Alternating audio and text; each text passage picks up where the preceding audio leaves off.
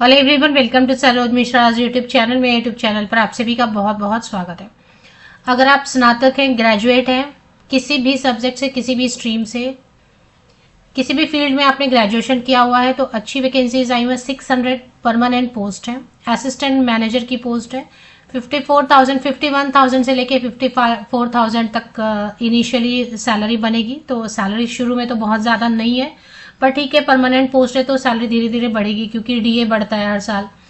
अभी 7th पे के बाद अभी 8th पे की भी बात हो रही है। 8th पे कमीशन भी शायद आ जाए तो सभी जगह सैलरी तो वैसे भी काफ़ी ज़्यादा बढ़ जाएंगी। फ्रेशर भी है तो आप अप्लाई कर सकते हैं, एक्सपीरियंस की ज़रूरत नहीं है। बाकी डिटेल्स आगे वीडियो में चेक करेंगे कि नोटिफिकेशन या एडवर्टीजमेंट कहाँ से रिलीज हुई है, लास्ट डेट क्या है, फीस क्या है, सिलेक्शन प्रोसीजर क्या रहने वाला है, और बाकी जो भी हाईलाइट्स हैं वो सारी चीज़ें वीडियो में ही चेक कर लेते हैं। तो ये assistant manager JAM grade O, details of the vacancies. तो पहला तो एक जर्नलिस्ट की पोस्ट रहती है, तो जनरलिस्ट में कोई भी ग्रेजुएट अप्लाई कर सकते हैं। अब इसमें अलग अलग स्टेट, यूनियन, टेरिटरी में वैकेंसीज हैं, तो वो आपको देखना होगा। लैंग्वेज के लिए ऐसा कुछ कंडीशन नहीं रखा है, प्रेफरेंस देंगे अगर आपने 10th या 12th में ये लैंग्वेज पढ़ा है तो। लेकिन एसेंशियल नहीं है कि ये लैंग्वेज आपने पढ़ा ही हो, ऐसा नहीं है। दादरा एंड नागर हवेली, दामन एंड दीव, गुजरात से वैकेंसीज हैं टोटल 70 टेंटेटिवली वैकेंसीज हैं। कर्नाटका में कन्नड़ा लैंग्वेज है बट 65 वैकेंसीज हैं। Punjab, Chandigarh, Haryana, Himachal Pradesh, Jammu and Kashmir and Ladakh union territory में। तो पंजाब में पंजाबी लैंग्वेज जिनको आएगी, चंडीगढ़ में हिंदी, हरियाणा में उर्दू, हिमाचल प्रदेश, जम्मू एंड कश्मीर में कश्मीरी, हिमाचल प्रदेश में डोगरी, लद्दाख में भोटी। टोटल 50 वैकेंसीज इधर हैं। चेन्नई में पुडुचेरी एंड तमिलनाडु मिला के टोटल 50 वैकेंसीज है। तमिल लैंग्वेज है यहाँ पर। केरला में मलयालम लैंग्वेज है, 30 वैकेंसीज है। महाराष्ट्र में मराठी लैंग्वेज है, 125 वैकेंसीज है। सबसे ज्यादा महाराष्ट्र में ही है। महाराष्ट्र में दो अलग अलग दिखाई दे रहे हैं, 3 दिखाई दे रहे हैं। मराठी लैंग्वेज के साथ एक और है, 50 वैकेंसीज है। गोवा एंड महाराष्ट्र में कोंकणी, गोवा में तो कोंकणी ही चलता है सिर्फ, और महाराष्ट्र में मराठी 60 वैकेंसी। तो जनरलिस्ट कितनी, 600 वैकेंसीज है जनरलिस्ट की, जिसमें की ग्रेजुएट आवेदन कर सकते हैं। अब ये जो यहाँ पर स्टेट या यूनियन टेरिटरी लिखे हैं, इनका क्या कंडीशन रहेगा आगे देखेंगे। स्पेशलिस्ट के लिए 100 वैकेंसीज है। एग्री असेट ऑफिसर AAO, तो एग्री वर्ड से मतलब एग्रीकल्चर वाले कैंडिडेट्स के लिए 100 वैकेंसीज है। तो जनरलिस्ट में कोई भी ग्रेजुएट आवेदन कर सकेंगे। IDBI बैंक से आई हुई है एडवर्टीजमेंट, टोटल 30 पेजेस की है, 30 पेजेस की है, तो आप खुद भी पढ़ेंगे इसको। लेकिन एक बार जो मेन चीज़ है ना वो मैं कवर कर देती हूँ वीडियो में ही। असिस्टेंट मैनेजर पोस्ट का नाम है junior assistant manager, JAM means junior assistant manager grade O, और एडवर्टीजमेंट नंबर 10/2024-25। चलिए अभी देखेंगे इसमें और क्या चीजें बताई हुई हैं। Vacancies are zone wise and posting within the zone will be at bank's discretion or requirement. Offer letter can also be issued in phases as per the bank's requirement. तो मतलब एक बार में ऑफर लेटर नहीं issue कर सकते, वो हो सकता है फेज वाइज इशू करेंगे, बट सिलेक्शन हो गया तो ऑफर लेटर तो देंगे ही। इसकी जो डेट है, पहले इंपॉर्टेंट डेट वो देखेंगे।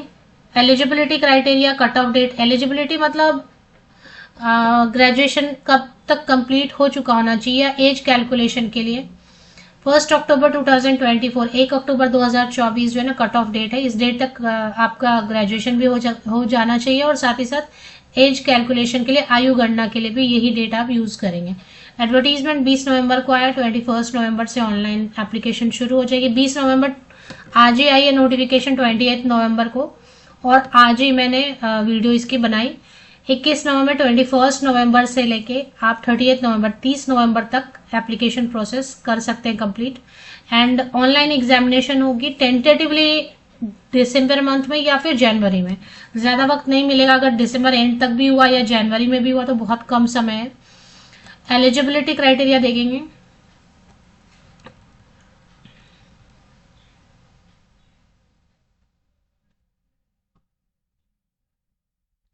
एज का जो कंडीशन है वो बहुत अच्छा मुझे नहीं लग रहा है, बिकॉज बहुत कम दिया इन्होंने, अपर एज लिमिट बहुत कम है।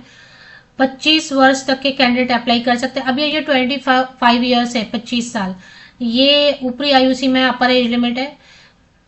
और ये जनरल कैंडिडेट्स के लिए, अनारक्षित वर्ग के लिए रहेगा। अगर आप रिजर्व कैटेगरी से हैं तो एज में रिलैक्सेशन और भी मिलेगी।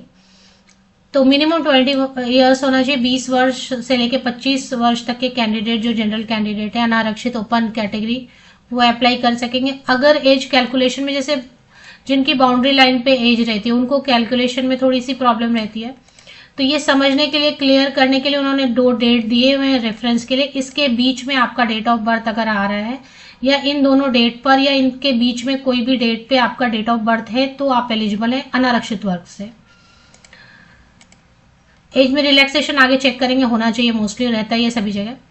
बैचलर डिग्री एनी डिसिप्लिन, कोई भी विषय चलेगा, BA, BSc, BCom, BTech, BCA, BMS, BMM, और भी जो भी पॉसिबल है, किसी भी सब्जेक्ट से, स्ट्रीम से, स्पेशलाइजेशन से स्नातक या ग्रेजुएट है।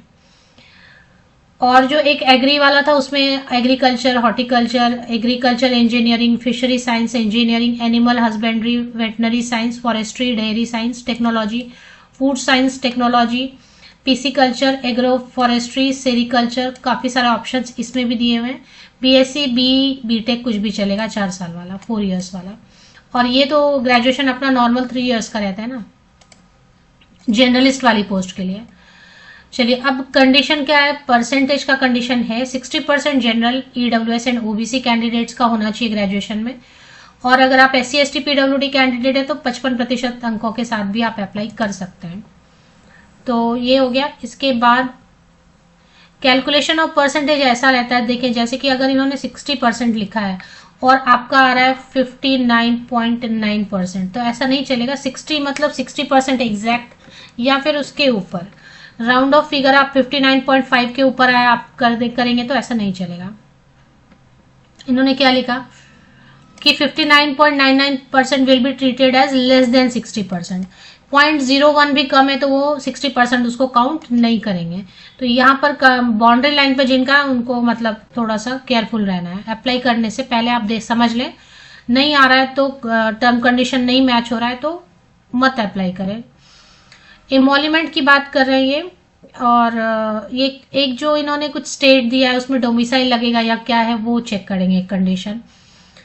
तो इमोल्यूमेंट ये बता रहे हैं कि फिलहाल जो है ना, would range between 6.14 lakh to 6.50 lakh per annum at the time of joining. तो वही मैंने कैलकुलेट किया, 51 से लेके 54,000, 54,000 तक मैक्सिमम देंगे।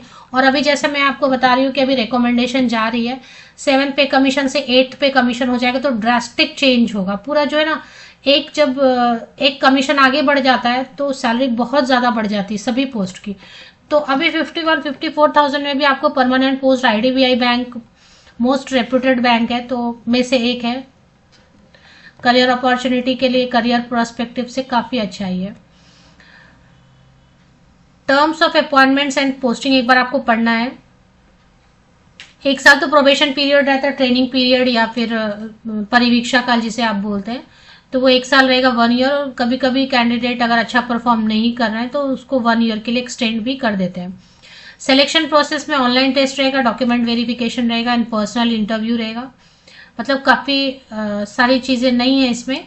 एक ऑनलाइन टेस्ट है, 1 ऑनलाइन टेस्ट और एक पर्सनल इंटरव्यू, बाकी डॉक्यूमेंट वेरिफिकेशन तो वो तो होता ही है ना। और मेडिकल फिटनेस ये बहुत डिटेल नहीं रहेगा, एक नॉर्मल जो फॉर्मेलिटी टेस्ट होती है मेडिकल वो रहेगा। अप्लाई करने के पहले एक बार आपको देखना है डोमिसाइल का कंडीशन है या नहीं है, वो आगे कुछ आने वाले टर्म्स कंडीशंस तो वो चेक करते हैं। पहले जो सीक्वेंस में आ रहा है वो मैं आपको बताती जा रही हूँ। तो ऑनलाइन टेस्ट का क्या स्ट्रक्चर रहेगा,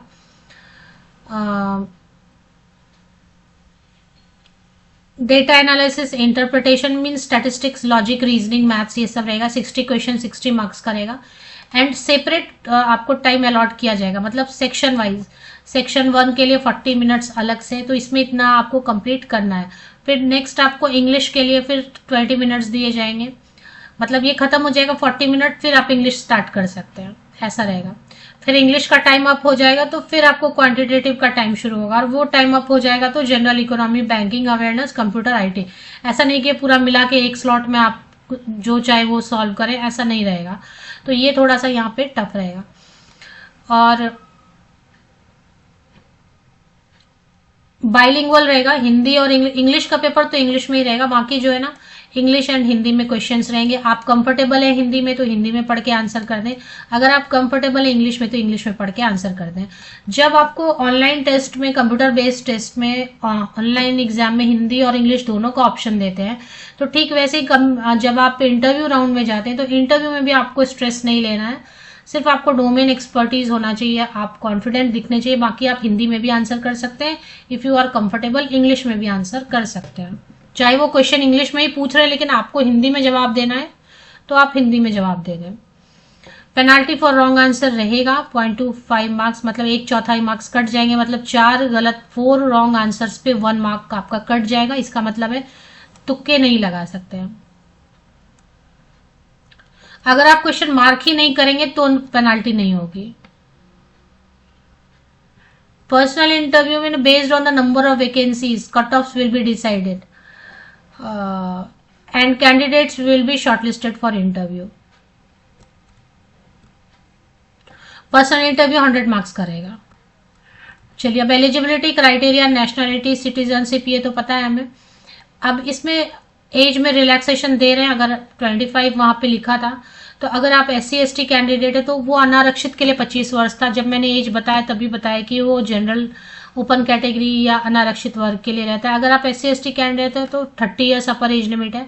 अगर OBC non creamy layer candidate है, मतलब सभी OBC को नहीं, OBC non creamy layer candidate है तो 28 ईयर्स अपर एज लिमिट है। PWD कैंडिडेट्स है तो 35 ईयर्स अपर एज लिमिट रहने वाली है।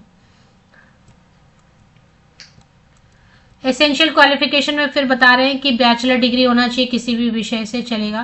पासिंग ओनली और डिप्लोमा कोर्स, अगर सिर्फ कोई डिप्लोमा किया है तो आप एलिजिबल नहीं रहेंगे। Junior assistant manager grade O, AAO agriculture वाले के लिए काफी सारे ऑप्शन दिए, वो मैंने आपको बता दिया। पासिंग मार्क्स 60% होना ही चाहिए general, EWS and OBC candidate के लिए जो ग्रेजुएशन है उसमें, एंड SC/ST PWD कैंडिडेट 55% के साथ भी अप्लाई कर सकते हैं। Candidate must possess valid marksheet year wise या सेमेस्टर वाइज और consolidated and degree and provisional certificate or provisional certificate issued by university showing that he or she is a graduate as on October 1st 2024। तो इस date पर आपके पास अगर provisional certificate, degree certificate भी है तो भी चलेगा, मार्कशीट है वो भी चलेगा।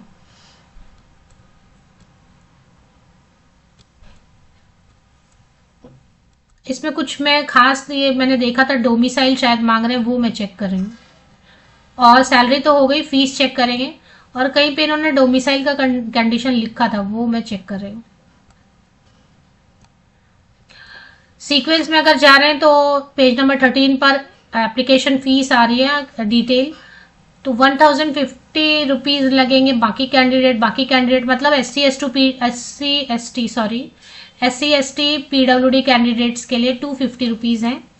तो other than SC/ST and SC/ST PWD candidates को छोड़ के बाकी जितने भी जनरल, EWS OBC कैंडिडेट है उन सभी के लिए 1050 रुपए फीस लगेंगे। फी हमेशा नॉन रिफंडेबल होगी, बाद में आप विड्रॉ करना चाहें या टेस्ट ना दे तो वो रिफंड आपको नहीं मिलेगा।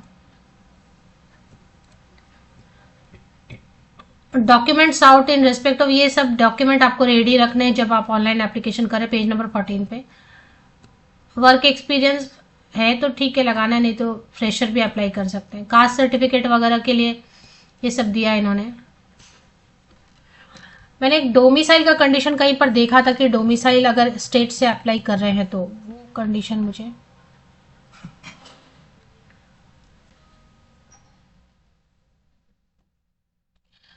तो डोमिसाइल का कुछ कंडीशन है पेज नंबर 3 पे। In case a candidate is applying for grade O generalist, she will have to apply for only one of the above listed zones। कोई एक ही एप्लीकेशन एक जोन के लिए करेंगे। Such candidate should be proficient reading, writing and understanding in any of the language indicated against the respective zone। तो जो भी zone के आगे लैंग्वेज लिखा था, जैसे कि कन्नड़ा लिखा था कर्नाटका के आगे, या मराठी लिखा था या महाराष्ट्र के आगे, या गोवा के आगे कोंकणी लिखा था, या कहीं हिंदी लिखा था, तो वो आपको लिखना, बोलना और पढ़ना सब आना चाहिए। और such candidate also need to furnish a valid domicile certificate pertaining to any state attach to applied zone. तो जिस जोन के लिए आप अप्लाई कर रहे हैं वो जिस राज्य में आता है, जिस स्टेट में आता है, उसका डोमिसाइल सर्टिफिकेट आपके पास होना चाहिए। मतलब ऑल ओवर इंडिया से कैंडिडेट अप्लाई नहीं कर सकते। तो ये एक बड़ी इंपॉर्टेंट सी पॉइंट थी, लेकिन ये मिल नहीं रहा था। मैं इसको पहले कवर करना चाह रही थी, सॉरी, लेकिन ये मुझे मिल नहीं रहा था डोमिसाइल, तभी मैंने सर्च करके फिर इसको। तो ये एक बड़ा कंडीशन है। बाकी मैंने डिटेल्स, फीस की डिटेल्स, सिलेक्शन क्राइटेरिया, ये सारी चीजें कवर कर दी है। 21 तारीख को, 21 नवंबर से आप ऑनलाइन एप्लीकेशन। चलिए अभी आप कहाँ पे देखेंगे इसे, ये आईडीबीआई बैंक की ऑफिशियल वेबसाइट है। इसमें कहीं पर आप करियर सेक्शन लोकेट कर लें, कहीं तो मिलेगा जरूर। नीचे स्क्रॉल करेंगे तो आपको करियर सेक्शन भी मिलेगा, और करियर सेक्शन में आप सबसे नीचे मुझे लग रहा है करियर सेक्शन, ये देखिए अदर लिंक्स में अगर आप देख पाएंगे, अदर लिंक्स में लोकेट करना है करियर सेक्शन। यहाँ पर करियर सेक्शन पे एक बार क्लिक करते हैं आप। सबसे पहले तो आप लिंक के लिए मेरे इसी यूट्यूब वीडियो के डिस्क्रिप्शन बॉक्स को चेक करेंगे। डिस्क्रिप्शन बॉक्स में ही आपको आईडीबीआई बैंक की लिंक मिल जाती है, और अगर नहीं आप लोकेट कर पाएंगे तो विकीपीडिया, आईडीबीआई बैंक विकीपीडिया करेंगे, वहां पे भी आपको मिल जाएगी।